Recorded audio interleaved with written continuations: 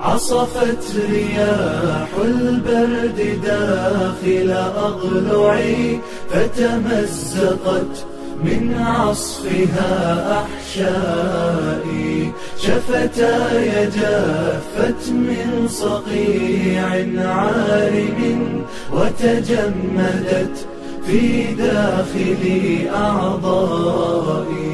وأرى أخي قد نام في صندوقه، وينام جاري دون أي غطاء.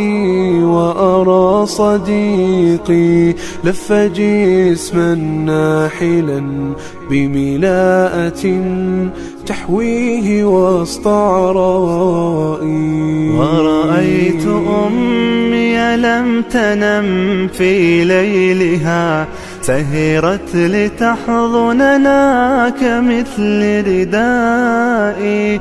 ورأيت أرصفة الشوارع مرقدا، نصلى بها فننام بعد عناء.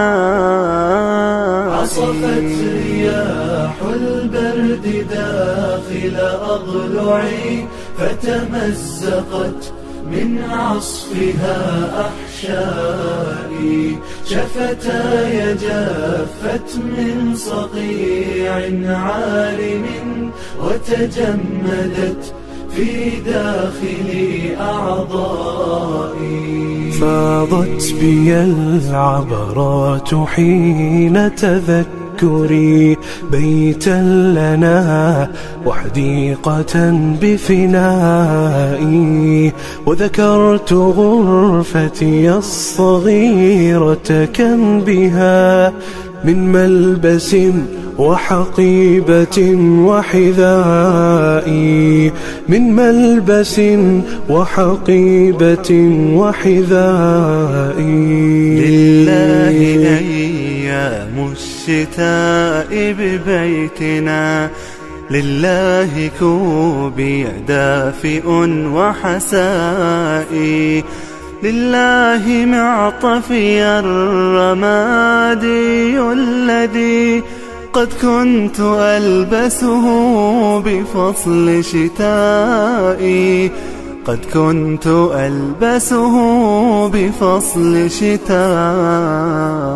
الشهر شردنا ليغفو هانئا، انزع إلهي روحه بشقائي.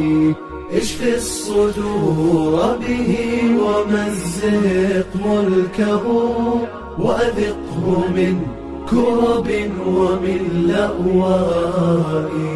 وبكيت أخرى حين أذكر أمتي، تأتي لها صوري بكل مسائي.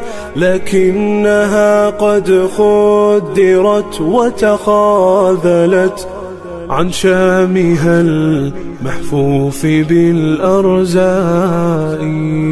الموت أشباح نراه محدقا، ويخيفنا في هذه الأرجاء. لا لست أخشى الموت لكن رابني خذلانكم مع صبية ضعفاء. عصفت رياح البرد داخل أضلعي، فتمزقت من عصفها أحشائي. شفتاي جافت من صقيع عارم، وتجمدت في داخل أعضائي. إني تعبت ولا مجيب لصرختي، كلا وما لبوا عظيم ندائي. البرد يقتلني ويقتل إخوتي، والكل مسؤول بلا استثناء. يا رب لا أرجو الجموع تغيثني، أو دولة عميت عن الأنباء. أرجوك أنت خلقتني ورزقتني، حتما ستكسوني فأنت رجائي. عصفت رياح البرد داخل أضلعي، فتمزقت من عصفها أحشائي. شفتاي جافت من صقيع عارم، وتجمدت في داخل أعضائي.